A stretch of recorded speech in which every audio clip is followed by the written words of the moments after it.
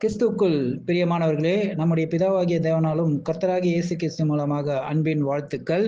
இப்போ நம்ம பார்க்க இருக்கும் பாட விஷயத்தின் தலைப்பு முதல் அழிவுக்கு பின் இரண்டாம் தொடக்க உலகம்.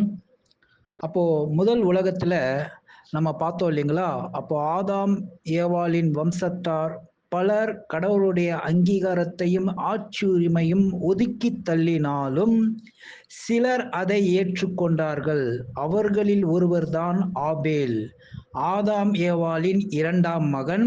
பிற்பாடு ஏனோக்கும் நோவாவும் கடவுளோடு நடந்தார்கள், அதாவது யாவே தேவனுக்கு பிரியமாக வாழ்ந்தார்கள். ஆதியாகமம் 5:22, 6:9 சஞ்சரித்தார்கள் அப்படின்னு போடப்பட்டிருக்கு.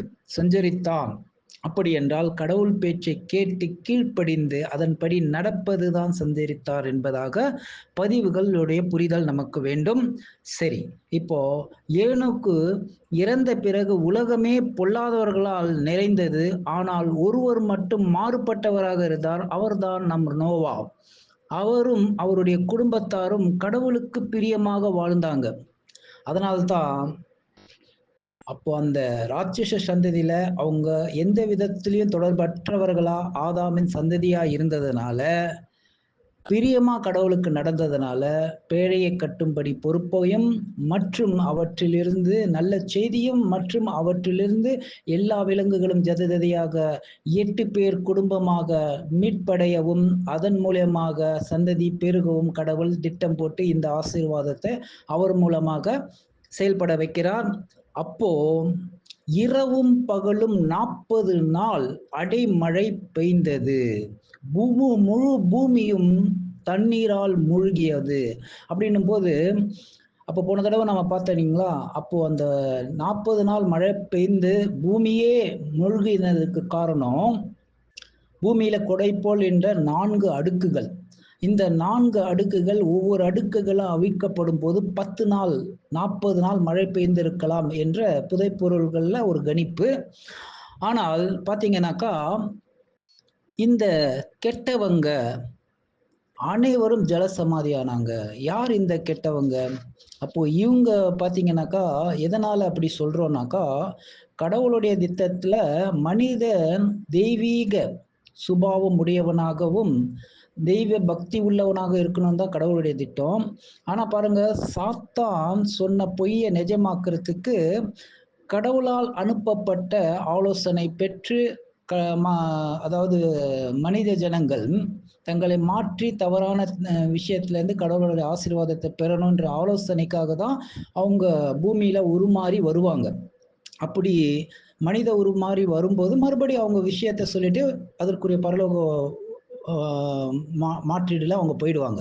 அப்படி இருக்கும்போது இதை பார்த்து சாத்தான் என்ன பண்றான், அப்போ சாக போற ஒரு அழகிய பெண்ணோடு இவங்களை தொடர்பு படுத்தினா அதன் மூலயமா அவங்களுக்கு அந்த டீன் மூலியமாக சாகாத பிள்ளைகள் உருவாவாங்க அப்படின்றதுனால இதை ஒரு தந்திரமா அவன் பயன்படுத்துறான். அதனால தூதர்கள் எல்லாம் ஆசை காட்டி விழ ஆனா அவன் பேச்சை கேட்டு அவங்க மூலியமா ஒரு ராட்சச சந்ததி உருவாயிடுச்சு. இது கடவுளுடைய திட்டம் இல்லை. அதனாலதான் அவங்கள கெட்ட ஜனங்கள் என வேதங்கள் வர்ணிக்குது. அப்போ அதனுடைய மூலமொழி அதுதான். அப்போ ஜலம் எத்தனை நாள் இருந்ததுன்னா 1 வருஷம் 10 நாட்கள்.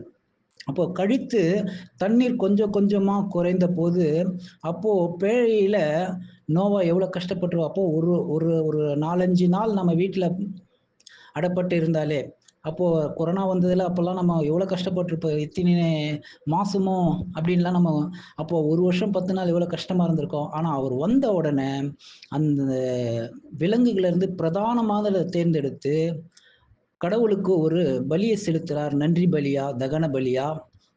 கடவுள் அந்த பலியை ஏற்றுக்கொண்டார். அதன் மூலியமா அவர் ஒரு ஒப்பந்தத்தை, ஒரு ஆசீர்வாதத்தையும் கொடுக்கிறாரு. இனி ஒருபோதும் பூமியில் உள்ள உயிரினங்களை தண்ணீரால் அழிக்க மாட்டேன் என்றும் நோவாவுக்கும் அவருடைய குடும்பத்தாருக்கும் வாக்குறுதி அளிக்கிறார். அதற்கு சாட்சியாக வானவில்லை தோன்ற செய்கிறார். அப்போ இது போல நிறைய விஷயங்களை நாம ஜலப்பிரளயத்திற்கு பின்னும் மனிதருக்கு சில புதிய கட்டளைகளை கடவுள் கொடுக்கிறார். விலங்குகளை அடித்து சாப்பிடவும் அவர்களுக்கு அனுமதி அளித்தார். அதனாலும் இரத்தத்தை மட்டும் சாப்பிடக்கூடாதுன்னு தடை விதிச்சார். அதுக்கப்புறமா திருச்சட்டத்துல நிறைய விஷயங்களை சொல்றாரு. இப்போ முதலா ரத்தத்தை ஆரம்பத்துல இருந்தே அதுல உயிர் இருக்கு, அதுல தண்ணீர் மாதிரி ஊற்றிடணும் அப்படின்ட்டு கடவுள் கட்டளையிடுறார். 2 பேதுரு 2ஆம் அதிகாரம் 5வது வசனம், பூர்வ காலத்தையும் தப்ப விடாமல் நீதியை பிரசங்கித்தவராகிய நோவா முதலாய் 8 பேரை காப்பாற்றி அவபக்தி உள்ளவர்கள் நிறைந்த உலகத்தின் மேல் ஜலப்பிரளயத்தை வரப்பண்ணினார். அப்போ பார்த்தீங்கன்னா தண்ணி வழிந்து பேழை ஆராரத் மலையில தங்கினதா நம்ம பதிவு பார்க்குறோம். அப்போ இதுல இருந்து நமக்கு என்ன ஒரு பாடம்னு பார்த்தீங்கன்னாக்கா, ஆராரத் மலை யாவே தேவனை குறிக்கும். நோவா கட்டின பேழை இது இயேசு கிறிஸ்துவை குறிக்கிறது. ஜலப்பிரளயம் தண்ணீர் இறங்கின பிறகு ஆராரத் மலை பேழையை தாங்கினது. அந்த ஆராரத் மலை யாவே தேவனை குறிக்கிறது. பேழை இயேசு கிறிஸ்து என்னும் பேழையை தாங்கும் யாக்கோவா தேவனையும் தகப்பனையும் மகனையும் கிறிஸ்து பேழைக்குள் யார் யாரெல்லாம் பிரவேசிக்கிறார்களோ அவர்களுக்கு நித்திய ஜீவன் அடைவது நிச்சயம். அப்போ இதனுடைய ஆன்மீக விளக்கம் என்னன்னா, அப்போ ஆராரத் மலை கடவுள் யாவே தேவனை குறிக்கும். அப்போ அதை தாங்குற பேழையாகிய இயேசு கிறிஸ்துவை குறிக்கும். அந்த பேழையில நாம உட்பிரவேசித்தா உயிர் தப்பிப்போம் என்ற அந்த கடினமான விசுவாசத்துல அந்த செயல்பட்ட அதனுடைய அர்த்தம். அதே மாதிரி நாமளும் இயேசு கிறிஸ்து மூலமாக நித்திய ஜீவன் பெறுவோம் என்ற விசுவாசம் என்னும் பேழை கப்பல், அதுதான் அப்போஸ்தலன் பவுலும் குறிப்பிடுறாரு. அந்த பேழையை தாங்கும் தகப்பனையும் அந்த பேழையாக இருக்கும் இயேசு கிறிஸ்துவையும் நாம் விசுவாசிக்கும் போது நித்திய ஜீவன் பெறுவது அதிக நிச்சயம் என்ற புரிதலோடு, இப்போது ஜலப்பிரளயத்துக்கு பின் மனிதர்களுக்கு சில புதிய கட்டளையை கடவுள் கொடுக்கிறார். விலங்குகளை அடித்து சாப்பிடவும் அவர்களுக்கு அனுமதி அளிக்கிறார். ஆனாலும் இரத்தத்தோடே சாப்பிடக்கூடாது என தடை விதித்திருக்கிறார். ஏனென்றால் அவற்றில் உயிர் இருக்கு. இந்த ஒரு கட்டளையை மட்டும் கொடுக்கிறார். பிற்காலத்துல திருச்சட்டத்துல விவரமா கொடுத்திருக்காரு. இப்போ நாம பிறகு நோவா திராட்சை தோட்டத்தை பயிரிட்டு அதனுடைய ரசத்தை பிழிந்து அதை களைப்புக்காக அதை சாப்பிட்டு இருக்காரு. அப்போ அது உற்சாகத்திற்காக அது சாப்பிடப்பட்டது. அது போதையாகி அவர் உடைமாற்றும் போது எப்படியோ அது மயக்கத்தில் அவர் இருந்ததுனால அவருடைய துணி விலகி இருந்தது. ஸோ இதனால என்ன ஆயிடுச்சு, இது ஏன் இந்த சம்பவம் நடந்தது அப்படின்றத ஒரு புரிதல் நமக்கு வேணும். ஏன்னு கேட்டிங்கனாக்கா, அந்த மதகுகள்லாம் பிளந்தது இல்லையா? அப்போ அந்த மதகுகள் அடுக்குகள்லாம் பிளந்ததுனால அதுல இருந்த தண்ணீர் குடை போல பூமியில இருந்த தண்ணி ஜலமா மாறி பூமி முழுக்க முழுகினதுனால அப்போ சூரிய ஒளி வெப்பம் அது தடுத்துடுச்சு. அதனால சீதோஷன் அப்போ கூட நம்ம போன தடவை பார்த்தோம் இல்லையா? அப்போ மூடு பனி மூலியமா அந்த விவசாயிகளுக்கும் அதுல இயற்கையா கூட அந்த பனியில இருந்து விளைஞ்சதை அவங்க அனுபவிச்சாங்க. ஆனா இப்போ அப்படி கிடையாது. பார்த்தீங்கன்னாக்கா, சூரிய வெப்பத்தோட ஒளி தாக்குறதுனால அப்போ அந்த திராட்சை ரசம் சீதோஷ்ணம் மாதிரி புளிச்சிடுச்சு. அது போதையா மாறிடுறதுனால இது தெரியாதனால அவர் மயக்க நிலையில இருந்த அதை இளைய மகன் பார்க்குறாரு, காம். இப்போ அவருக்கு 3 மகன் இல்லையா? அப்போ சேம் தான் முதல் மகன் அப்படின்னு நம்ம நினைச்சிட்டு இருப்போம். ஆனா சேம் கடைசியானவர். ஏன்னா அடுத்த வசனங்கள்ல லைனா வாசிக்கும் போது பார்த்தீங்கன்னாக்கா, சேம் தான் முதல்ல வர மாதிரி இருக்கும். ஆனா பார்த்தீங்கன்னா அவர் தான் கடைசியானவர். அடுத்த வசனத்துல வரும். அதை நேரம் இருக்கும்போது பார்க்கலாம். அப்போ யாபேத் தான் மூத்தவர். அப்போ இந்த அண்ணன் தம்பி கிட்ட போய் இவர் போய் சொல்றாரு, காம் இந்த மாதிரி அப்படின்ட்டு இந்த விஷயத்த.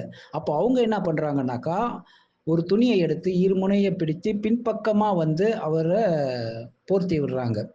அப்போ விஷயம் தெரிஞ்சு நோவா சுயநினைவுக்கு வந்த பிற்பாடு காமை பார்த்து கேட்கிறார்.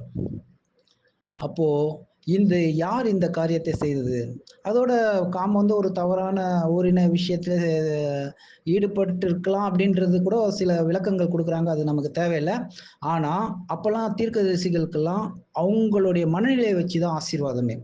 அதனால தான் சேமுடைய தேவனுக்கு ஸ்தோத்திரம்ன்றாரு. அப்போ சேமுடைய தேவனுக்கு ஸ்தோத்திரம்ன்ட்டு ஏன் எடுத்த உடனே தேவனோட சேம ஒப்பிட்டு பேசுறாருனாக்கா, அவங்க வந்து கடவுள் பக்தியுடைய சந்ததியாக உருவாவாங்க அப்படின்ற ஒரு தீர்க்க தரிசனமும், யாப்பேத் பெரிய விருத்தி ஆக்குவார் கடவுள். அதாவது வந்து அவங்க வந்து ராஜாக்களாகவும் மற்றும் ஐரோப்பியா கண்டங்கள்ல ரோம ஆட்சித்துக்கு பின் பெரும்பாலான ராஜாக்களாக அவங்க ஆட்சி புரிந்தாங்க.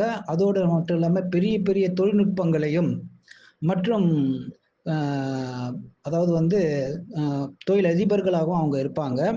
ஆனா இவங்க கடவுள் பக்தி உள்ள ஒரு செல்வாக்கு மிக்கவர்களா இருப்பாங்க. இவங்க 2 பேருக்கு காம் அடிமையா இருப்பா. அப்போ எல்லாருமே வந்து பாவத்துக்கு அடிமையா இருக்கிறாங்க. அப்போ காம் பாவத்துக்கும், தவறான விஷயங்களுக்கும் அடிமையானார். அப்போ அதுதான் அதனுடைய பொருள். அப்போ தவறுன்னு கடவுள் நிர்ணயிச்சிருக்கிற சட்டங்களுக்கு அத துணிகரமா செயல்படுறதுல மிகப்பெரிய ஒரு ஒரு பாவியா இருக்கனால அவங்க வந்து அடிமைகளா இருப்பாங்க. அப்போ நீக்ரோக்கள் இந்த சந்ததியிலிருந்து வந்ததாகவும், மற்றும் இந்தியர்கள் மற்றும் யாப்பேத்து, சேம், காமுடைய கலப்பினமாகவும் அதனால தான் முகலட்சணம் இருந்தாலும் கருப்பா இருப்பாங்க. ஸோ நிறம் இருந்தாக்கா மூக்கு இந்த மாரி வந்து பல விதமா சொல்றாங்க. சரி, இருக்கலாம்.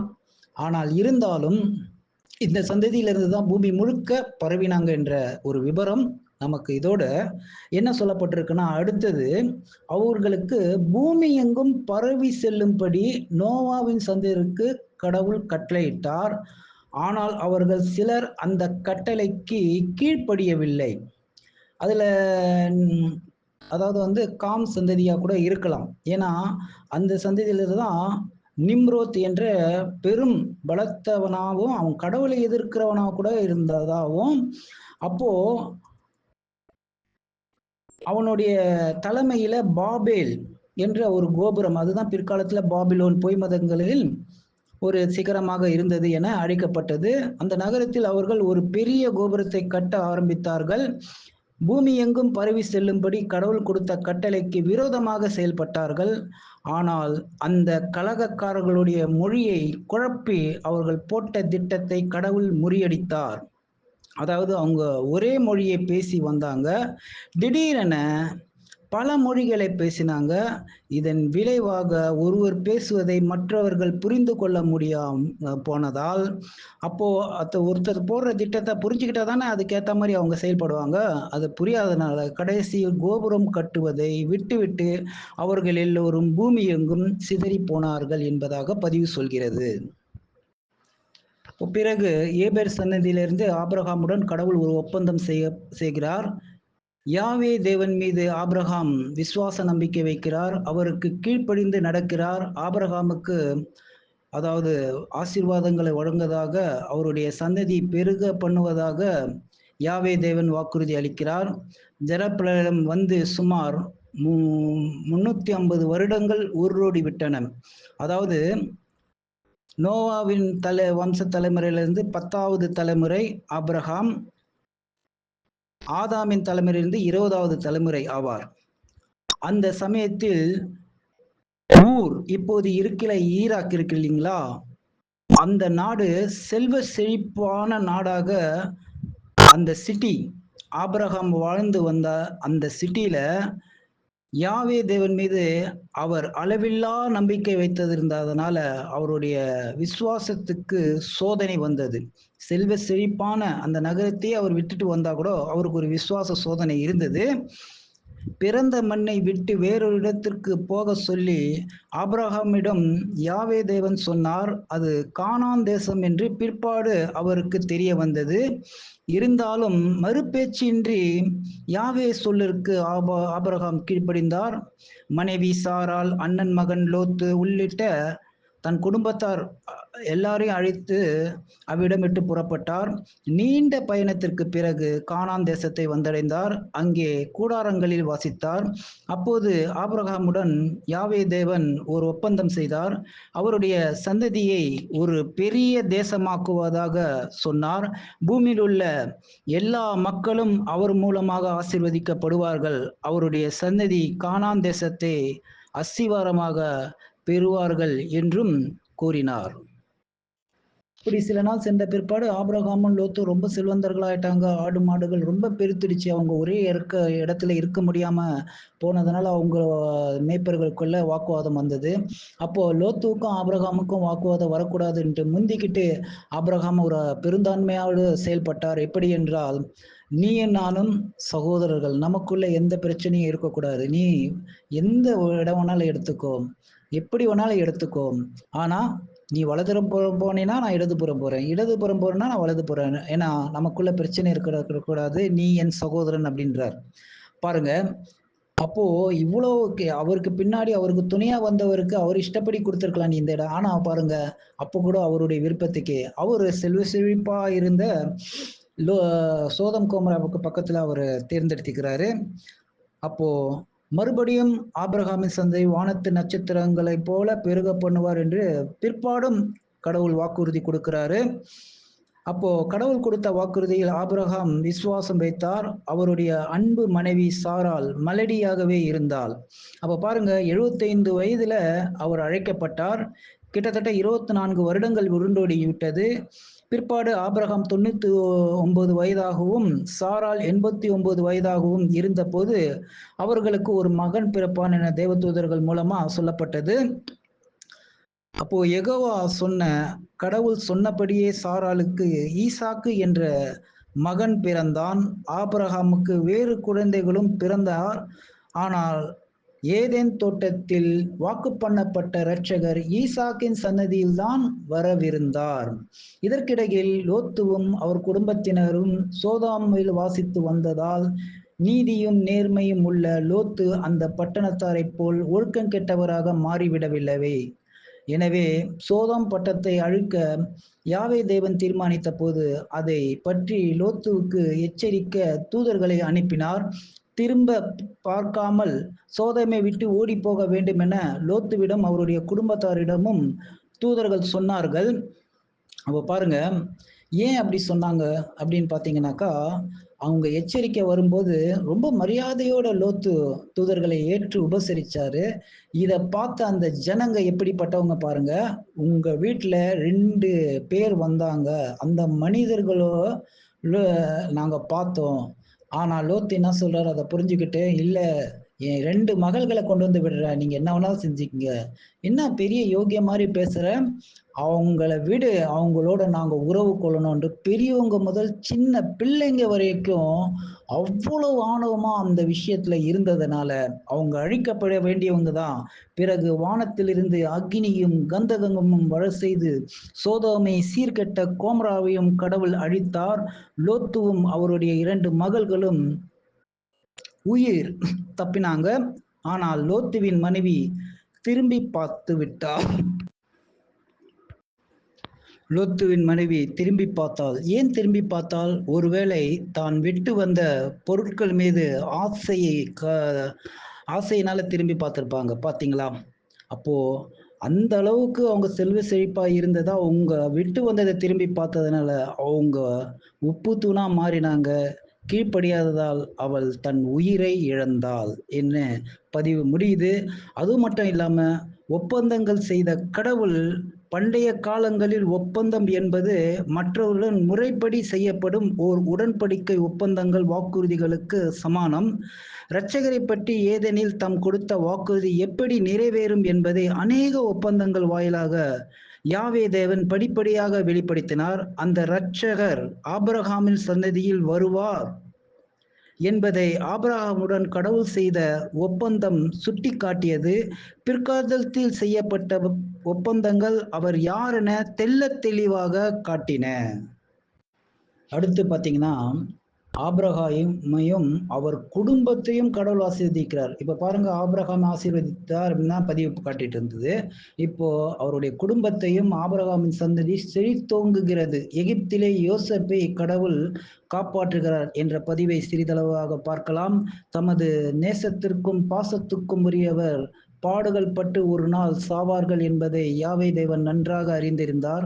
இந்த விஷயத்தை ஆதிகமம் 3:15 உள்ள, அதாவது உனக்கும் உன் அவளுக்கும் பகை உண்டாக்குவேன், நீ அவர் குதிங்காலை நசுக்குவார், அவர் உன் தலையை நசுக்குவார் என்ற இந்த தீர்க்க தரிசனம் மறைமுகமாக குறிப்பிட்டது பாசத்துக்குரியவரை பறிகொடுப்பது தமக்கு எவ்வளவு வேதனையாக இருக்கும் என்பதை மனிதர்களால் கடவுளால் உணர்த்த முடியுமா? அப்போ கடவுள் மனிதர்களை தன்னுடைய கடவுள் உணர்வுடையவர்களாக உணர்த்த முடியுமா என்ற பைபிள் பதிவாகிய உள்ள ஆபிரகாமின் ஈசாக்கின் உதாரணத்தை கவனியுங்கள். தனது நேச மகன் ஈசாக்கை பலி கொடுக்கும்படி ஆபிரகாமிடம் கடவுள் கேட்டாருங்க. அப்ப பாருங்க, 100 வயதான அவருக்கு இவ்வளவு வருடம் கழித்து அவருக்கு ஒரு மகன் பிறந்திருக்கிறாரு. அந்த மகனையே பலி கொடுக்கும்படி கடவுள் கேட்கிறாரு. அப்போ கூட அப்படியே அவர் பலி கொடுத்தா கூட உயிர்த்து கொடுக்க கடவுள் வல்லவரா இருக்கிறார் என்ற அபார விசுவாசம் ஆபிரகாமுக்கு கடவுள் மீது கொஞ்ச நஞ்ச அபார விசுவாசமா இருந்தது. சொல்ல முடியாத அளவுக்கு இருந்தது. முன்னறிவிக்கப்பட்ட இரட்சகர், அதாவது வாரிசு ஈசாக்கின் சன்னதியில் வருவார் என்று கடவுள் அவரிடம் வாக்குறுதி கொடுத்திருந்தது நமக்கு எல்லாம் ஞாபகம் இருந்திருக்கலாம். தேவைப்பட்டால் ஈசாக்கை கடவுள் உயிர்ப்பிப்பார் என்ற நம்பிக்கையோடு ஆபிரகாம் தன் சொந்த மகனை பலி கொடுக்க தயாரானார். ஆனால் கடவுள் அனுப்பப்பட்ட தூதர் சரியான சமயத்தில் ஆபிரகாமை தடுத்தார்.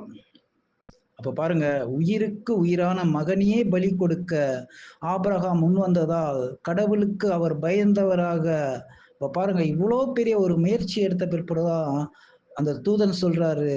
அப்போ அவரும் நம்மளுடைய எஜமானராக இயேசு கிறிஸ்து தான் சொல்றாரு. என்ன சொல்றாருனாக்கா, இதோ உன் மகன் நேசகுமாரன் என்றும் பாராமல் உன் ஏகசூதன் என்றும் பாராமல் பலி கொடுக்க துணிந்ததால் நீ கடவுளுக்கு பயந்தவன் என்றதை நான் அறிந்திருக்கிறேன். ஆனால் அவருக்கு கொடுத்திருந்த வாக்குறுதிகளை மீண்டும் உறுதிப்படுத்தினார்.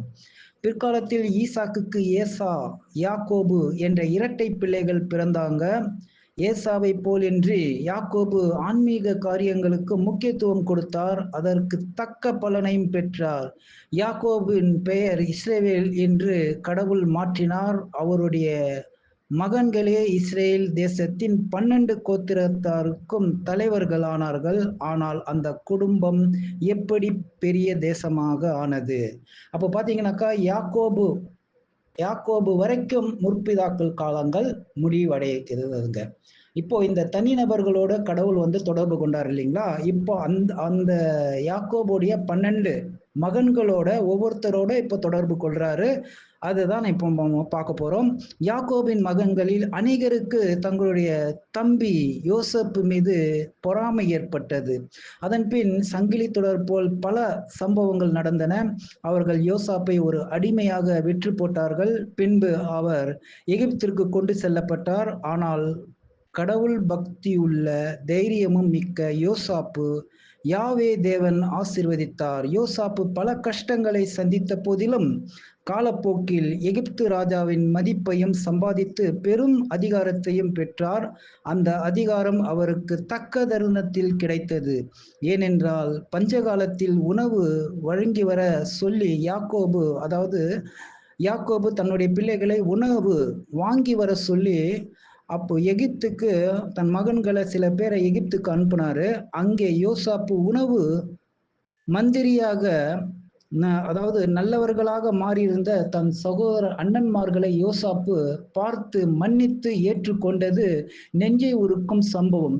பின்பு முழு குடும்பமும் எகிப்திற்கு வந்து சேர யோசாப்பு பிற்பாடு ஏற்பாடுகளை செய்தார்.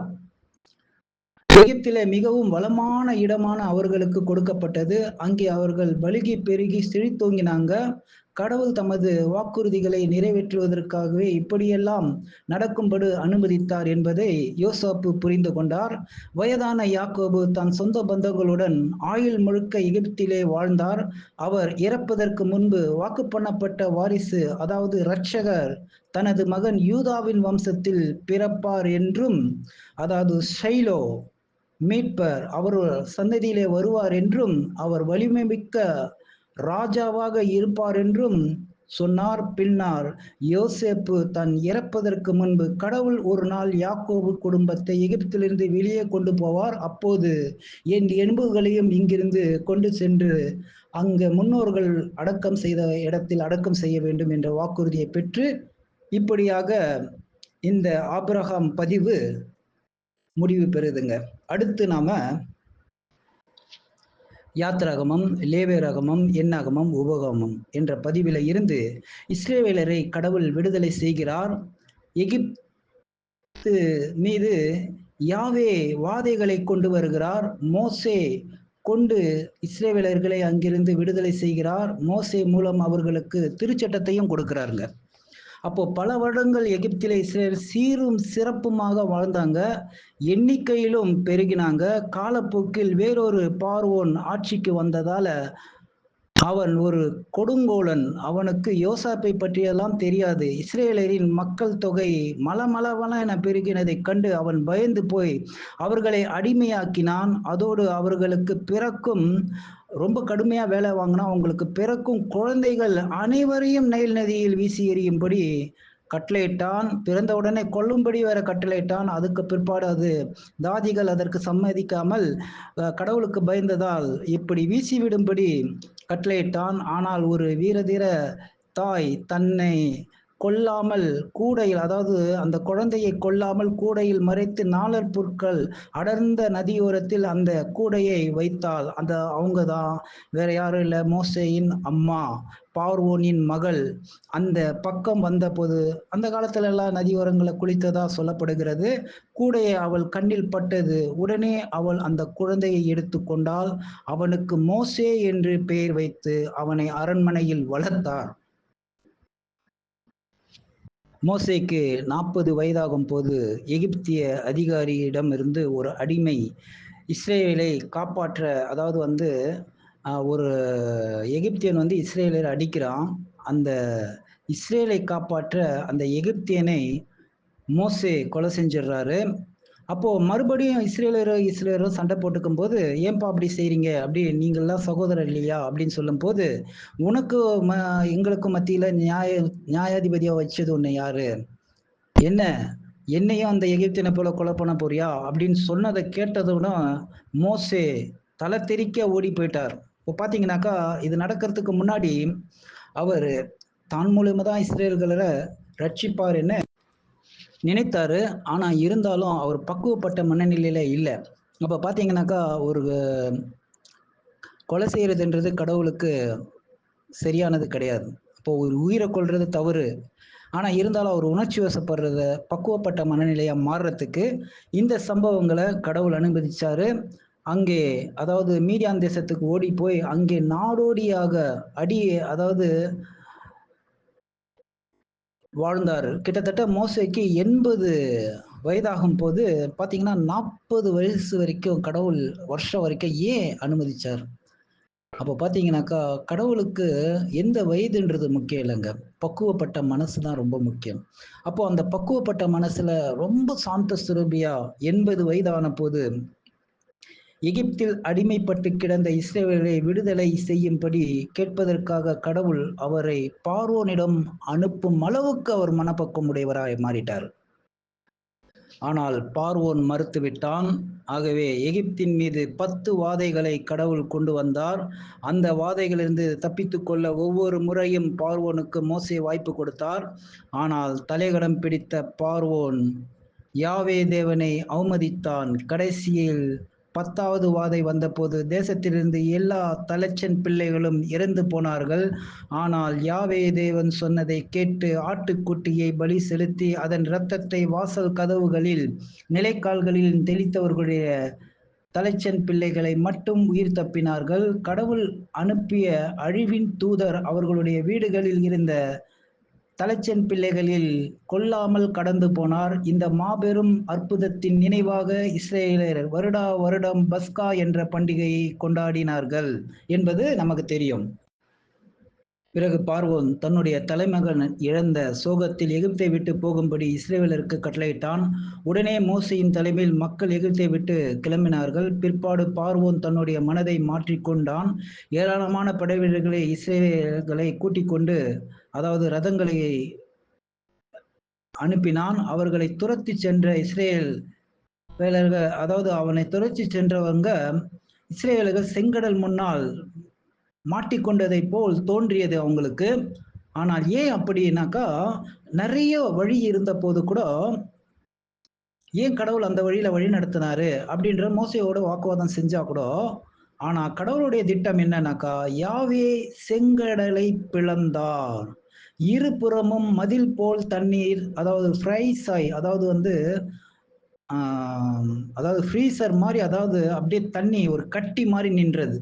அப்ப பாருங்க, ஒரு மாபெரும் ஐஸ் கட்டியாக அது நின்றது. இஸ்ரேலர் வெட்டாந்தரையில் நடந்து சென்றாங்க. அவர்களுக்கு முன்னாடி மேகஸ்தாபமும் அக்னி ஸ்தாபமும் முன்னாடியும் பின்னாடியும் இருந்ததுனால அவங்க பாதுகாப்பா அவர்களை துரத்தி கொண்டு வந்தவங்க எகிப்தியர் கடலுக்குள் நுழைந்தவுடன் அவர்கள் மீது கடல் தண்ணீர் பாய்ந்து வர செய்தார். பார்வோனும் அவருடைய படை வீரர்களும் ஜலசமாதி ஆனார்கள். பிற்பாடு வெற்றி பாடலோடு இஸ்ரேல் சீனாய் மலை அருகே கூடாரமிட்டு தங்கியிருந்த போது யாவே தேவன் அவர்களுடன் ஒரு ஒப்பந்தம் செய்தார். மோசே மூலம் அவர்களுக்கு சட்டங்களை கொடுத்தார். அந்த சட்டங்கள் வாழ்க்கைக்கு தேவையான வழிநடத்துதலையும் பாதுகாப்பையும் கொடுத்தது. இஸ்ரேல் கடவுளுடைய ஆட்சிக்கு கீழ்ப்படிந்து நடந்த வரை யாவே தேவன் அவர்களோடு இருந்தார். அதோடு அவர்கள் மூலம் மற்றவர்களையும் ஆசிர்வதித்தார். வருத்தகரமாக இஸ்ரேலில் பெரும்பாலோர் கடவுள் மீது நம்பிக்கை வைக்காமல் போனார்கள். அதனால் யாவே தேவன் அவர்களை 40 வருடங்கள் வனாந்தரத்திலே திரிய வைத்தார். மோசே இறப்பதற்கு முன்பு நேர்மையுள்ள யோசுவாவை புதிய தலைவராக நியமித்தார். கடைசியில் ஆபிரகாமுக்கு கொடுப்பதாக கடவுள் சொன்ன தேசத்திற்குள் நுழைய இஸ்ரேலர் தயாராக இருந்தார்கள். ஆனால் மோசே அவ்வளவு, அதாவது நம்ம ஒரு சின்ன ஒரு குடும்பத்துல மனைவி 2 பிள்ளைகளை வச்சு நம்மால வந்து வழிநடத்த முடியல. 30 லட்சம் ஜனங்களை வழிநடத்தி அவ்வளவு மனத்தாழ்மையும் சாந்தமும் நிதானமும் கொண்ட மோசே ஒரு சின்ன மேட்டிமை உள்ளவர்களுக்கு கடவுள் வந்து கடவுளுக்கு அருவெறுப்பானவங்க. அப்போ அவங்க கையோடு கை கோர்த்தாலும் தண்டனைக்கு தப்ப மாட்டாங்க என்பதை இந்த பதிவு தெளிவாக உள்ளது. அன்பானவர்களே, மோசே மூலம் கொடுக்கப்பட்ட சுமார் 613 சட்டங்களில் யாத்திராகமம் 20ஆம் அதிகாரம் 1-17 உள்ள 10 கட்டளைகள் தான் மிக பிரபலமானவை. கடவுள் கொடுத்த சட்டங்களிலே எது பிரதானமானது என்று இயேசுவிடம் ஒருவர் கேட்டபோது, உன் கடவுளாகிய யாவே தேவன் மீது உன் முழு இருதயத்தோடு, உன் முழு மூச்சோடு, உன் முழு மனதோடு, உன் முழு பலத்தோடு அன்பு காட்ட வேண்டும் என்ற சட்டத்தை அவர் குறிப்பிட்டார். அது மார்க் 12:28-30 உள்ளது. அது மேற்கோள் உபாகமம் 6:5 இயேசு காட்டினார். அடுத்து இஸ்ரேலர்கள் கானானுக்குள் நுழைகிறார்கள். கானான் தேசத்தை கைப்பற்றுவதற்கு இஸ்ரேலரை யோசுவா தலைமை தாங்கி நடத்துகிறார். ஒடுக்கப்படுகிற தமது மக்களை விடுதலை செய்ய நியாயாதிபதிகளுக்கு யாவே பலமளிக்கிறார். இஸ்ரேலர்கள் கானான் தேசத்திற்குள் நுழைவதற்கு பல நூற்றாண்டுகளுக்கு முன்பே அத்தேசத்தை ஆபிரகாமின் சந்ததிக்கு கொடுக்க போவதாக யாவே தேவன் வாக்குறுதி அளித்திருந்தார். இப்போது யோசுவாவின் தலைமையில் வாக்கு பண்ணப்பட்ட தேசத்தை இஸ்ரேல் கைப்பற்றும் தருவாயில் இருந்தார்கள். கானானியரை அழிப்பதற்கு யாவே தேவன் தீர்மானித்திருந்தார். அந்த தேசத்தில் ஒழுக்கக்கேடு தலைவிரித்தாடியது, இரத்த ஆறு ஓடியது. ஆகவே இஸ்ரேல் தங்கள் கைப்பற்றும் கானானிய பட்டணங்களை அனைத்தையும் அடியோடு அழிக்க வேண்டும் என கடவுள் கட்டளையிட்டார். இருந்தாலும் கானான் தேசத்திற்குள் நுழைவதற்கு முன்பு அத்தேசத்தை உளவு பார்க்க 2 உளவாளிகளை யோசுவா அனுப்பினார். அவர்கள் எரிகோ பட்டணத்தில் நுழைந்ததும் தப்பிக்க ராகாப் என்ற விலைமகள் வீட்டில் தங்கினார்கள். அந்த பெண் பார்த்தீங்கன்னாக்கா, ராகாப் என்ற விலைமகள் பெண் அவங்க மனசு மாறி கடவுள் செஞ்ச அற்புதங்களையும் அவருடைய மனப்பான்மையும் அவர் மேல அபார விசுவாசம் வச்சு தன்னை மாத்திக்கிட்டதாகவும், மற்றும் இந்த நிச்சயமா இந்த எரிகோ அழிக்கப்படும், அப்போ கிருபையினால அவருடைய குடும்பத்தையும் காப்பாற்றும்படி அவங்க வாக்குறுதி வாங்கிக்கிறாங்க. அதன் பிறகு அவங்கள உபசரிச்சாங்க. அவர்கள் இஸ்ரேல் என்பதை அறிந்து கொண்ட பின்பும் பாதுகாப்பு கொடுத்தாங்க. இஸ்ரேல் காப்பாற்ற நடிப்பித்த வித்தக செயல்களை கேள்விப்பட்டிருந்த அவங்களுக்கு தன்னைத்தான் குடும்பத்தையும் அழிக்கக்கூடாது என அந்த வாக்குறுதியை பெற்றதோடு பிறகு இஸ்ரேல் கானான் தேசத்திற்குள் நுழைந்து எரிகோ பட்டணத்தை பிடிக்க சென்ற போது எரிகோவின் சுவர்கள் தானாக இடிந்து விழுந்தது. அப்போ பார்த்தீங்கன்னா, அதுக்கு முன்னாடி அந்த கேட்டை வந்து ராஜா கேள்விப்பட்டு உள்ள இருக்கிறவங்க யாரும் வெளியில போற மாதிரி, வெளியில இருக்கிறவங்க யாரும் உள்ள வராத மாதிரி எரிகோவின் சுவர்களை மூடிட்டாரு. அப்போ அந்த கேட்ல மூடினதுனால இந்த 7 தடவை ஒவ்வொரு தடவையும் சுத்தி வரும்போது 7வது நாள் 7 தடவை சுத்தும் போது எரிகோவின் சுவர்கள் தானாகவே இடிந்து விடும்படி யெகோவா தேவன் செய்தார். யோசுவாவின் வீரர்கள் பட்டணத்திற்குள் புகுந்து ராகாப்பையும் அவள் குடும்பத்தாரையும் தவிர மற்ற அனைவரும் அழித்து போட்டார்கள். அதன் பின்பு 6 ஆண்டுகளில் வாக்கு பண்ணப்பட்ட தேசத்தின் பெரும் பகுதியை யோசுவா கைப்பற்றினார். பின்பு இஸ்ரவேலில் 12 கோத்திரங்களும் நிலம் பங்கிட்டு கொடுக்கப்பட்டது. எப்பேற்பட்ட ஒரு ஆசீர்வாதம் பாருங்க. யோசுவா தன்னுடைய நெடுங்கால சேவையின் இறுதி கட்டத்தில் ஜனங்களை ஒன்று கூட்டினார். அப்போது முன்னோர்களின் காலத்தில் இப்படின்ட்டு ஒரு சொல்றாரு, யெகோவா செய்த மகத்தான செயல்களை அவர்களுக்கு நினைப்பூட்டினாங்க. காலமெல்லாம் யாவே தேவனை வழிபடும்படி அவர்களை உற்சாகப்படுத்தினார்கள். ஆனால் யோசுவாவும் அவருடன் இருந்த பெரியோர்களும் அவங்க இறந்த பிறகு அப்போவே சொல்லிடுறார். பாருங்க, நம்ம முன்னோர்களாகிய ஆபிரகாம் கூட மெசபத்தோன பட்டணத்துல விக்கிரக ஆராதனையா இருந்தாரு. அப்படி உங்களுடைய முன்னோர்களுடைய தலைமுறையில நீங்களும் விக்கிரக ஆராதனைக்கு ஆளாயிடுவீங்க. ஆனாலும் என் வீட்டாரோ யெகோவா தேவனை மட்டும்தான் வழிபடுவோம் அப்படின்னு அவர் சொன்ன மாதிரியே இஸ்ரேலர்கள் யெகோவாவை விட்டு பொய் தெய்வங்களை ஆராதிக்க ஆரம்பிச்சாங்க. அவர்கள் யாவேவின் சட்டங்களுக்கு கொஞ்சமும் கீழ்ப்படியாதவர்கள். பின்பு அவற்றை மறந்து விடுவார்கள். இப்படியே சுமார் 300 வருடங்களுக்கு மேலாக ஓடி அந்த காலப்பகுதியில் பெலிஸ்தியர் போன்ற எதிரிகள், இன்னும் கானானியர்கள், அதாவது அமேலேக்கியர்கள், இப்படி ஏராளமானவர்கள் இஸ்ரேலர்களை ஒடுக்க யாவே தேவன் அனுமதித்தார். ஆனால் இஸ்ரவேலர் யாவே தேவனை நோக்கி அபாய குரல் எடுக்கும் போது அவர்களை காப்பாற்ற மொத்தம் 12 நியாயாதிபதிகளை நியமித்தாங்க. அப்போ முதல் நியாயாதிபதியா, அதாவது வந்து படைத்தலைமையை கடவுள் மூலமா வழிநடத்தின தலைமை தாங்கின வேலையும் நியாயாதிபதியா இருந்தவர் யோசுவா. கடைசியாக ஆசிரியராகவும் நியாயாதிபதியாக இருந்தவர் சாமுவேல். அப்போ இந்த 2 பொறுப்புகள் இல்லாம ஒரே பொறுப்பா இருந்த நியாயாதிபதிகளா மட்டும் இருந்த 12 பேர். பைபிளில் நியாயாதிபதிகள் என்ற புத்தகத்தில் இவர்களை பற்றிய பதிவுகள் உள்ளனதுங்க. அதை வந்து நம்ம தெளிவா தெரிஞ்சு ஞாபகத்தில் கொள்ளணும். ஏன்னா அதுல நிறைய விஷயங்கள் பதிவு செய்யப்பட்டிருக்கு. முதல் நியாயாதிபதி ஒத்தினியேல், கடைசி நியாயாதிபதி பலமிக்க சிம்சோன். மெய்சிலிர்க்க வைக்கும் பதிவுகள் அடங்கிய இப்புத்தகத்தில் வலியுறுத்தப்படும் உண்மை இதுதான்: யாவே தேவனுக்கு கீழ்ப்படிதால் ஆசீர்வாதம், கீழ்ப்படியாவிட்டால் அழிவு என்பதுதான் நியாயாதிபதிகளினுடைய புத்தகத்தின் தொகுப்புங்க. யோசுவா நியாயாதிபதியின் புத்தகத்தின் சாரம்சம் இதுதான். அடுத்து, தங்களுக்கு ஒரு ராஜா வேண்டும் என இஸ்ரேலர்கள் கேட்கிறார்கள். இஸ்ரேலில் முதல் ராஜாவாக சவுல் இருந்தாரு. கீழ்ப்படிய தவறுனதுனால அவருக்கு பிறகு தாவீது அரசராகிறார். நி நிலையான அரசாங்கத்திற்கான ஒப்பந்தத்தை கடவுள் அவருடன் செய்கிறார். அப்போ இந்த பதிவுகள்லாம் பார்த்தீங்கன்னா, 1 சாமுவேல், 2 சாமுவேல், 1 நாளாகமத்துல பதிவு செய்யப்பட்டிருக்கு. சிம்சோன் இறந்த பின் சாமுவேல் என்பவர் இஸ்ரேலை தீர்க்கதரிசியாகவும், நியாயாதிபதியாகவும் சேவை செய்தார். மற்ற தேசத்தாரைப் போல் தங்களுக்கு ஒரு மானிட மன்னர் வேண்டும், அதாவது ராஜா வேண்டும் என இஸ்ரவேலர் அவரிடம் கேட்டுக்கொண்டே இருந்தார்கள். இது யாவே தேவனுக்கு மனதை புண்படுத்திய போதிலும் அவர்கள் சொல்வதை கேட்கும்படி சாமுவேலிடம் அவர் சொன்னார். மனத்தாழ்மை உள்ள சவுல் இஸ்ரவேலருக்கு ராஜாவாக கடவுள் தேர்ந்தெடுத்தார். ஆனால் காலப்போக்கில் சவுல் தலைகணம் பிடித்தவராக மாறி கீழ்ப்படியாமல் போனார். அப்போ போத்தா இல்லைங்களா, போனத இது கூட. அப்போ தலைகணம், மனமேட்டின்மை, அகந்தை, அசுத்தத்தையாவது தொடக்க உதவும். கந்தல், அகந்தை எதுக்குமே உதவாதுங்க. அப்போ பார்த்தீங்கன்னாக்கா, அந்த மாதிரி நபர்கள் கையோடு கை கோர்த்தாலும் தண்டனைக்கு தப்பான் என்ற மோசே இது நடந்ததுனாக்கா பார்த்துக்குங்க. அப்போ அது மட்டும் ஒரு மனிதனுக்கு இருக்கவே கூடாதுன்றதுதான் பதிவு நமக்கு தெளிவா சொல்லுது. ஆகவே சவுலை யாவே தேவன் புறக்கணித்து விட்டார்.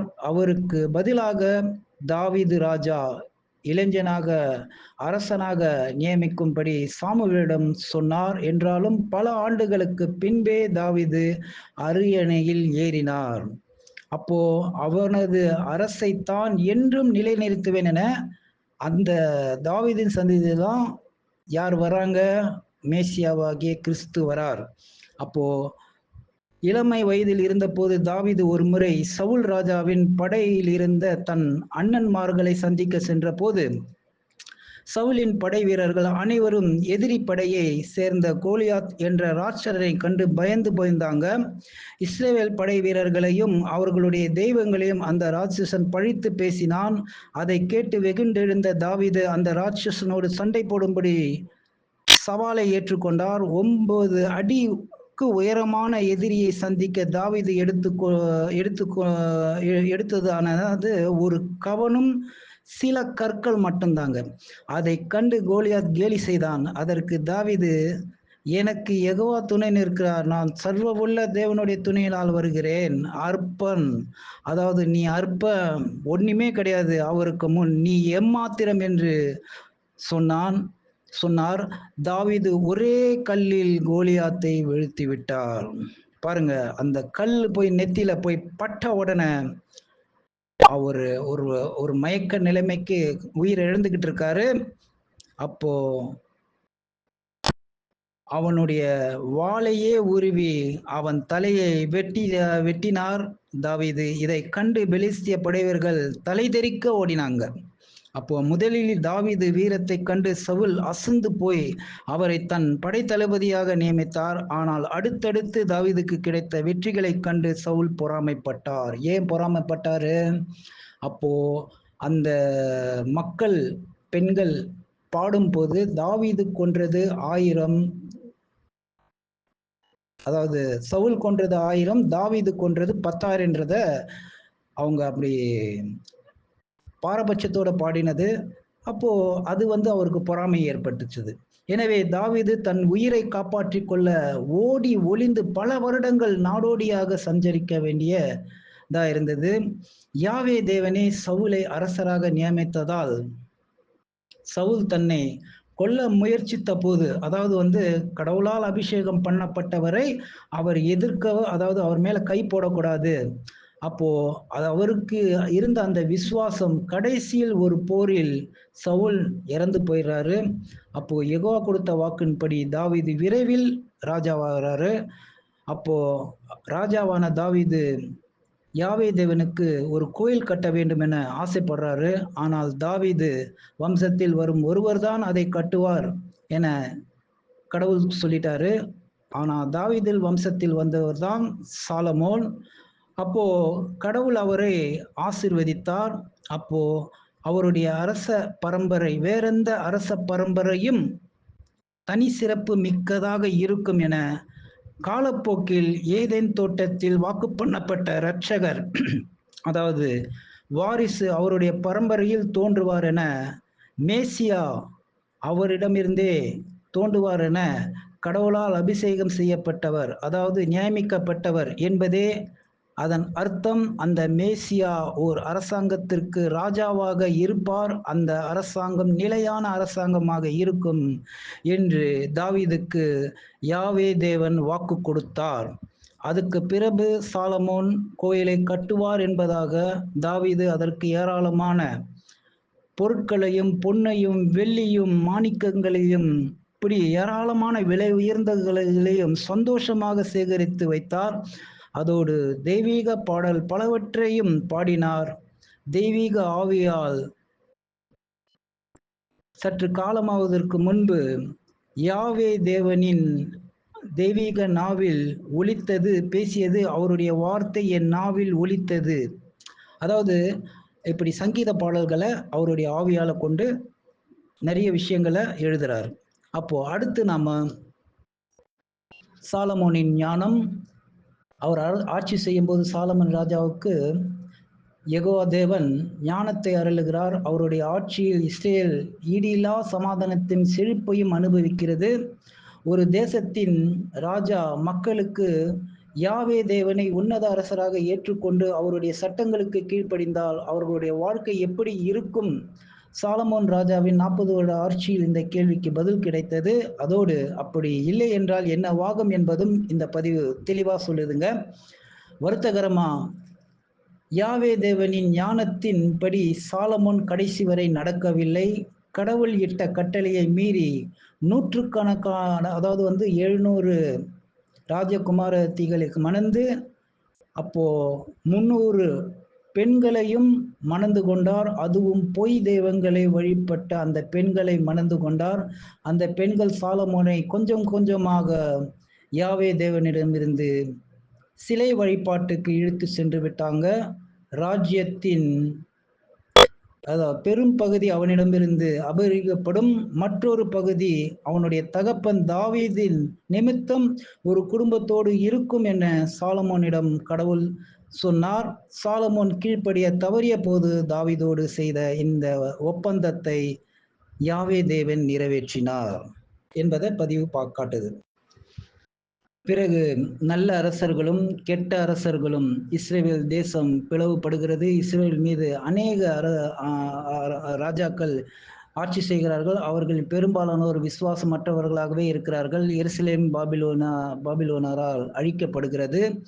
அப்போ சாலமோன் உண்மை வழிபாட்டை புறக்கணித்த பிறகு யாவே தேவன் அறிவித்தபடியே இஸ்ரேல் தேசம் 2ஆக பிரிந்து அடுத்து ஆட்சிக்கு வந்த அவருடைய மகன் ரெகொபெயாம் கொடுங்கோலனாக இருந்ததால், அதனால் இஸ்ரேலர் 12 கோத்திரமும் 10 கோத்திர கலகம் செய்து இஸ்ரேல் என்ற வடக்கு ராஜ்யத்தை ஏற்படுத்தினார். மற்ற 2 கோத்திரத்தார் எருசலேமில் இருந்த தாவீதின் ஆட்சி ஆதரித்து யூதா தெற்கு ராஜ்யத்தை ஏற்படுத்தினாங்க.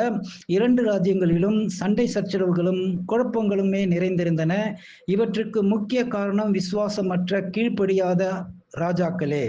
யூத ராஜ்யத்தை விட இஸ்ரேல் ராஜ்யத்தின் நிலைமை தான் மிகவும் மோசமாக இருந்தது.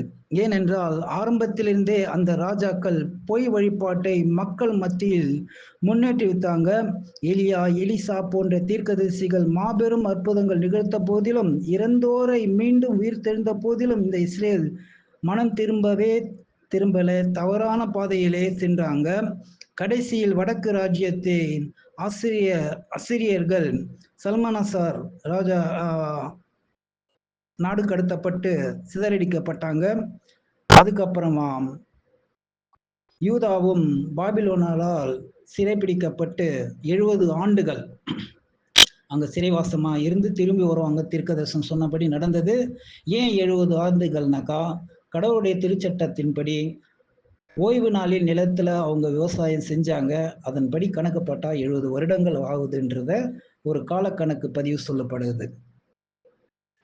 அடுத்து தீர்க்கதரிசிகள் வாயிலாக கடவுள் பேசுகிறார். நியாய தீர்ப்பு, உண்மை வழிபாடு, மேசியாவின் வருகை பற்றிய செய்திகள் அறிவிக்க தீர்க்கதரிசிகளை யாவே தேவன் நியமித்தார்.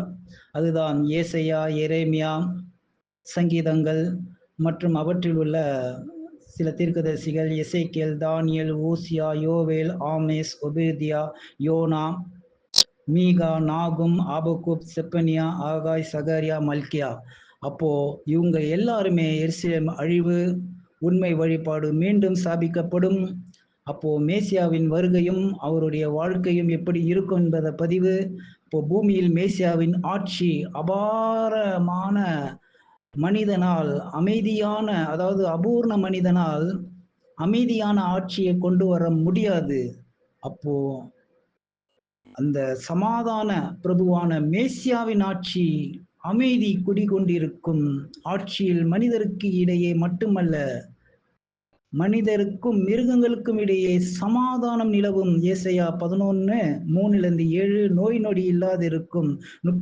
ஏசாயா 34:24 ஏன் மரணமே இருக்காது. ஏசாயா 25:8 இறந்தவர் கூட மேசியாவின் ஆட்சியில் மீண்டும் பூமியில் உயிர் பெற்று வருவார்கள். தானியேல். இப்படி ஏராளமான பதிவுகள் இருக்குங்க.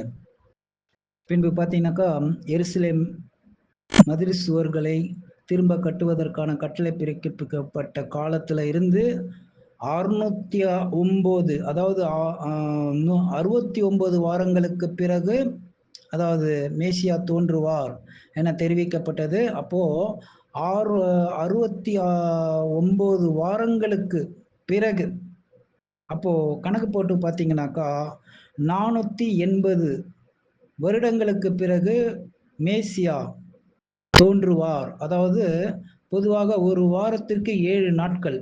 அப்போ ஒவ்வொரு நாளையும் ஒவ்வொரு வருடமாக கணக்கிட்டால் ஒரு வாரத்திற்கு 7 வருடங்கள். அப்போ திரும்ப கட்டுவதற்கான மதில் சுவர்களுடைய கட்டளை வந்த பிற்பாடு 69 வாரங்கள் கழித்து, அதாவது 69 + 7 வருடங்கள், அதாவது கணக்கு போட்டாக்கா, பிளஸ்ஸா கணக்கு போட்டா 483 வருடங்கள் கழித்து கிபி 29 மேசியா யோர்தான் நதியில் ஞானஸ்தானம் எடுக்க வரார். கரெக்டா அந்த தீர்க்க தரிசனம் நிறைவேறுது. மக்களுக்கு பாவ மன்னிப்பு கிடைப்பதற்கு மேசியா கொலை செய்யப்படுவார் என்பதை தரிசனத்தில் தானியேல் கண்டார். தானியேல் 9:24-26 இருந்து பதிவு செய்யப்பட்டிருக்கு. ஸோ வசனங்கள் வாசிக்க நேரம் இல்லாததால் உங்க சொந்த பைபிள் எடுத்து வாசிக்கும்படி அன்புடன் கேட்டுக்கொள்கிறார். அன்பானவர்களே, பிறகு மேசியா தோன்றுகிறார். நசரேத் ஊரை சேர்ந்த இயேசுவே வாக்கு பண்ணப்பட்ட மேசியா என கடவுளே அடையாளம் காட்டுகிறார். வாக்கு பண்ணப்பட்ட மேசியாவை மக்கள் அடையாளம் காண யாவே தேவன் வழி செய்கிறார். ஆம், வழி செய்தார். என்ன செய்தார் என்றால், கவனியுங்கள், எபிரேய வேதகமம் எழுதி முடிக்கப்பட்டு ஏறக்குறைய 400 வருடங்கள் உருளோடி இருக்க சமயத்துல, அது கலேலியா மாகாணத்துக்கு வடக்கே இருந்த நசரேத் ஊரில் மரியாள் என்ற கன்னிப்பெண் வாசித்து வந்தால், திடீரென ஒரு கேபிரியல் என்ற தூதர் அவளை சந்தித்து கடவுளுடைய ஆவியால் அவள் ஒரு மகனை பெற்றெடுப்பாள் என்று சொன்னார். அவர் வாக்கு பண்ணப்பட்ட அரசராக, ராஜாவாக நித்தியத்திற்கும் அரசாளுவார் என்றும் அந்த தூதர் சொன்னார். இயேசுவின் உயிர் பரலோகத்திலிருந்து மரியாளின் கருப்பைக்கு மாற்றப்பட்டாலும் அவர் கடவுளுடைய மகனாகவே இருப்பார். எப்படி? கடவுளுடைய மகன் என்ன அர்த்தத்தில்? யாவே தேவன் இயேசுவின் அப்பா. ஆனால் சாதாரண மனிதர்களைப் போல் தாம்பத்திய உறவு முறையில் இயேசு பிறக்கவில்லை.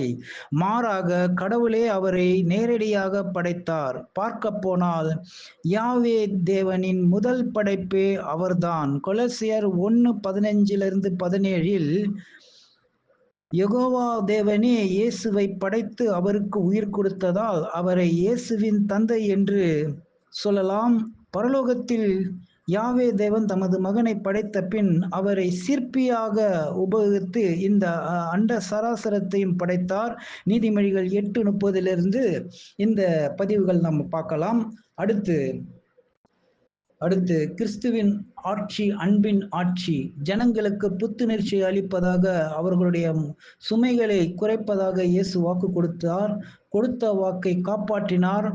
அதோடு கவலைகளை சமாளிக்க நல்லுறவை வளர்க்க, பொருளாசையை துறக்க, சந்தோஷத்தை காண பயனுள்ள அறிவுரைகளுடன் கொடுத்ததோடு, அப்ப பார்த்தீங்கன்னா மத்தேயு 5லிருந்து 7ஆம் அதிகாரங்கள் அவர் அன்பு காட்டியதால் பலதரப்பினரும், அதாவது அவர் சொல்லால் மட்டுமில்ல செயலால அதை செஞ்சு காமிச்சு அவரை தயக்கமின்றி அணுகும்படி இயேசு தங்களை கரிசனையோடு மரியாதையோடு நடத்துவார் என்பதில் மக்களுக்கு அபார நம்பிக்கை இருந்ததுங்க. ஆனால் தாழ்த்தப்பட்டோர் கூட அவரிடம் திரண்டு வந்தாங்க. உண்மையிலேயே இயேசு தலை சிறந்த ஆட்சியாளராக, ராஜாவாக இருப்பார் என்றது இந்த பதிவு தெளிவா காட்டுது. கிறிஸ்துவின் வருகைக்கு அடையாளம், இந்த பொல்லாத உலகத்தை கடவுள் அழிக்கப் போகிறார், காலம் நெருங்கி வந்துவிட்டது என்பதை தெரிந்து கொள்ள இயேசு ஒரு அடையாளத்தை கொடுத்தார். முதல் உலகப் போர் ஆரம்பத்தில் இருந்து இயேசு முன்னறிவித்த சம்பவங்களை மனிதர்கள் கண்ணார கண்டிருக்கிறாங்க. மத, அரசியல், சமூகம், பொருளாதாரம் எங்கும் ஏற்படும் மாற்றங்கள் இந்த உலக முடிவை நோக்கி வேகமாக செல்வதை காட்டுகின்றன. தம்மை பின்பற்றுகிறவர்கள் அழிவிலிருந்து தப்பிப்பதற்கு விழித்திருக்க வேண்டும் என்றும், கடவுளுடைய ஆட்சியை ஆதரிக்க உடனடியாக நடவடிக்கை எடுக்க வேண்டும் என இயேசு முன்கூட்டியே சொல்லியிருக்கிறார். கிறிஸ்து வகித்த முக்கிய பாகம், யாவே தேவனின் நோக்கம் நிறைவேறுவதில் இயேசுவின் மரணம் முக்கிய பாகம் வகித்தது. கடவுளுடைய ஆவியால் உதவியால் மரியாள் கருவுற்றதால் இயேசு பரிபூர்ண மனிதராக பிறந்தார். ஆனால் அபூர்ண மனிதர்களைப் போல் அவர் சாக வேண்டியதிருக்கவில்லை. என்றாலும் இயேசு தம் உயிரை பலியாக கொடுத்தார். இதற்காக ஆதாமுடைய பாவத்தின் காரணமாக அவன் சந்ததியர் இழந்து போன முடிவில்லா வாழ்வை அவர்களுக்கு மீட்டு தருவதற்காக. இப்படி மத்தேயு 20:28, லூக்கா 1:34-35, யோவான் 3:14-36, 2 பேதுரு 3:13 போன்ற பதிவுகளை நீங்கள் எடுத்து பார்க்கும்படி உங்களை அன்புடன் கேட்டுக்கொள்கிறேன். அடுத்து கடைசியாக, ஆதாம் ஏவாள் பாவம் செய்து சுமார் 2000 வருடங்களுக்கு பிறகு அந்த வாரிசு ஆபிரகாமின் சன்னதியில் வருவார் என யெகோவா தேவன் குறிப்பிட்டார். ஆதியாகமம் 22:17-18 பல நூற்றாண்டுகள் கழித்து அந்த வாரிசின் முக்கிய பாகம் மேசியாவான இயேசு கிறிஸ்துவே என அப்போஸ்தலன் பவுல் அடையாளம் காட்டினார். கலாத்தியர் 3:16 ஆபிரகாமுக்கு அவனுடைய சந்ததிக்கு வாக்குத்தத்தங்கள் பண்ணப்பட்டன. சந்ததிக்கு என்று அநேகரை குறித்து சொல்லாமல் உன் சந்ததிக்கு என்று ஒருவனை குறித்து சொல்லியிருக்கிறார். அந்த சந்ததி கிறிஸ்துவே. இயேசு கிறிஸ்து கொலை செய்யப்பட்ட போது ஆதியாகமம் 3:14 நீ அவர் குதிங்காலை நசுக்குவார், அடையாள அர்த்தத்தில் அவருடைய குதிங்கால் நசுக்கப்பட்டது. அதாவது இயேசுவை ஆவி ரூபத்தில் கடவுள் உயிர்ப்பித்தார். 1 பேதுரு 3:18 ஏனென்றில் கிறிஸ்து தம்மை தேவனிடத்தில் சேர்க்கும்படி அநீதி உள்ளவர்களுக்கு பதிலாக நீதி உள்ளவராய் பாவங்களின் நிமித்தம் ஒரு தரம் பாடுபட்டார். அவர் மாம்சத்திலே கொலையுண்டு ஆவியிலே உயிர்ப்பிக்கப்பட்டார். மனிதரிலிருந்து தேர்ந்தெடுக்கப்பட்ட 1,44,000 பேர் வாரிசின் 2வது பாகமானவர்கள் என்று கடவுள் சொல்லி இருந்தார். கலாத்தியர் 3:29 வெளிப்படுத்துதல் 14:1 விண்ணுலக அரசாங்கத்தில் கிறிஸ்துவின் சக வாரிசுகளாக இருப்பதற்காக அவர்கள் ஆவி ரூபத்தில் உயிர்ப்பிக்கப்படுவார்கள். ரோமர் 8:16-17 இயேசு விண்ணுலக, அதாவது பரலோகத்தில் வலிமை மிக்க ராஜாவாக இருப்பதாக. சாத்தானையும் அவருடைய வாரிசையும், அதாவது சாத்தானையும் பின்பற்றுகிற கெட்ட மனிதர்களையும் பேய்களையும் சீக்கிரத்தில் அழித்து போடுவார். கீழ்ப்படிந்து நடக்கும் மனிதர்கள் அனைவருக்கும் இயேசுவின் அரசாட்சி சமாதானத்தையும் சந்தோஷத்தையும் அள்ளி வழங்கும். கடைசியில் இயேசு இந்த பாம்பின் தலையை நசுக்குவார், ஆம், சாத்தானை ஒழித்து கட்டுவார் 1000 வருட முடிவில் என்பதை அன்புடன் தெரிவித்துக் கொள்கிறோம். இந்த ஒரு அருமையான பதிவை நாம் சுருக்கமாக பார்த்து பொறுமையோடு கேட்டு நீங்களும் இவ்வளவாக இந்த விஷயத்தை தியானிக்க ஒத்துழைப்பு கொடுத்ததால் தேவன் தாமே கிறிஸ்து மூலமாக உங்கள் ஒவ்வொருவரையும் ஆசீர்வதிப்பாராக. ஆமேன்.